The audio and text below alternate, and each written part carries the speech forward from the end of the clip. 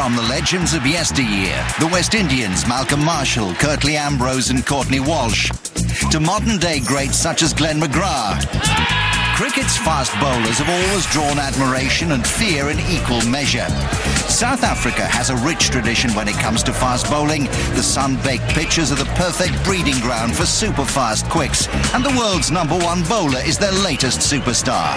It is a great honour. There's a lot of great players out there, and to win it, in such a short space in my Test career, I was very, very privileged. Almost a humbling feeling because I played against some of the greatest players in the world, and to get an accolade like that is very great. From where I come from and what I've achieved so far, I'm very, very proud. We caught up with Dale Steyn and his teammates as South Africa prepared for the recent Test series with England. For Steyn, it was the perfect opportunity to show that his international career had come full circle.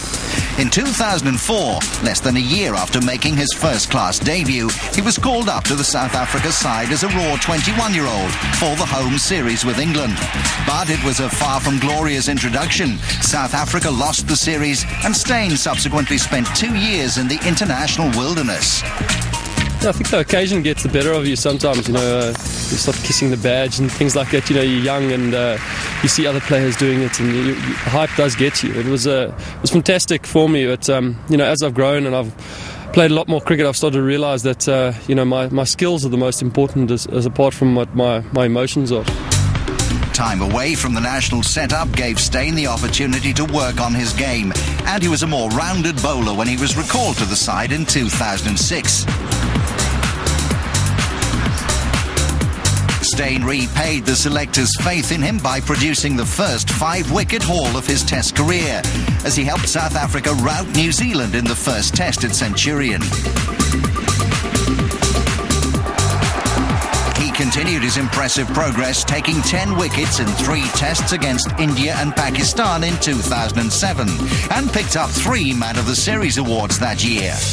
By the end of 2007, he'd surpassed the legendary Alan Donald's record of the fastest South African to reach 100 Test wickets. I think when I was younger, I didn't know much about cricket. Had some family come over for Christmas, and a cousin brought over a cricket bat, and one thing led to the next, and you just kind of get caught up in the whole hype after that. Christmas time, there's specials and everything going on, so I got myself a little junior kiddies garden cricket set, and the rest is history, I guess. Increasingly regarded as one of the most dangerous and prolific fast bowlers around, in September 2008, Steyn was named the ICC Test Player of the Year, having taken 86 wickets at an average of just 18.1. He capped the best year of his career with a hugely successful tour of Australia, considered the toughest examination for a fast bowler. Steyn passed with flying colours. The highlight was the prestigious Boxing Day Test at Melbourne's MCG, in which a crucial first innings of 76 with the bat was followed by a match-winning 10-wicket haul with the ball.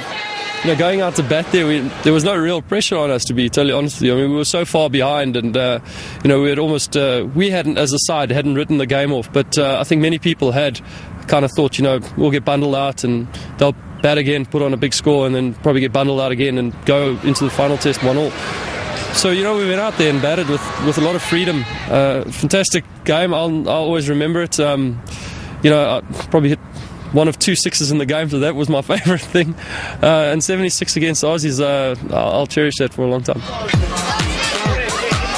Steyn was now the best bowler in cricket, and his performances in Australia helped South Africa to an unprecedented first series win on Australian soil. Yeah, there was a lot of emotion at the end of that second Test match, where some of the guys have been there 4 or 5 times before and never won. So it's a fantastic feeling. Like I say, I'm definitely a team man, and to see some of the guys having tears in their eyes after a win like that, it shows you that this is the game that I want to be part of. These are brothers that I have now. It's family, and you want to win more like that. You want to have that. You want to have that feeling, and to do it against one of the better teams in the world, if not the best Test team in the world, in Australia, is a fantastic achievement. South Africa were also ranked as the best one-day side in the world, but failed to live up to their billing in the two major ODI tournaments in 2009, the 2020 World Cup and the Champions Trophy. You can't take that number one ranking onto the field. It really doesn't mean anything for you once you step onto the field, whether you're the number one bowler or batsman in the world. If you get a good ball, that's it. If you get a good game or somebody plays a good game, those rankings mean really nothing. So I don't think it ever played any pressure on us in the 2020 or the ICC. We probably just lacked the skills that we needed in the ICC tournament, the 50-over tournament. But we were probably outplayed by one individual in the 2020 final. An inspirational performance from Pakistan's Shahid Afridi accounted for South Africa in the T20 final. But Steyn remains a fan of the shortest form of the game. The new format has revolutionised the sport, bringing in millions of pounds through sponsorship money and creating a whole new fan base. The Indian Premier League has also proved extremely popular with players and fans alike. You don't often get to play in front of such big crowds, 60,000, 70,000 plus people.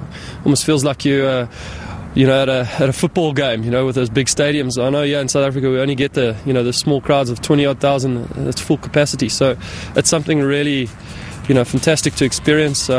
Just to be there, let alone playing the game, is fantastic. The IPL, they pull out all the stops with, the dances and the fireworks and everything. Still only 26, Steyn has established himself as a key member of the South African Test, One-Day and T20 sides. 15 wickets in the recent drawn series with England, despite missing the first of 4 tests through injury, took his tally to 185. And now he has a chance to break Sean Pollock's record for most test scalps taken by a South African. In the meantime, Steyn heads to India for the IPL's 3rd season and has the T20 World Cup to look forward to in the West Indies in April. There's a lot of cricket to be played, and if I look too far ahead, I don't know where to look too far ahead at the moment. So I've really just got to focus on my next game, where I am right now, and concentrate on winning the next game for South Africa. I think that's my main focus right now.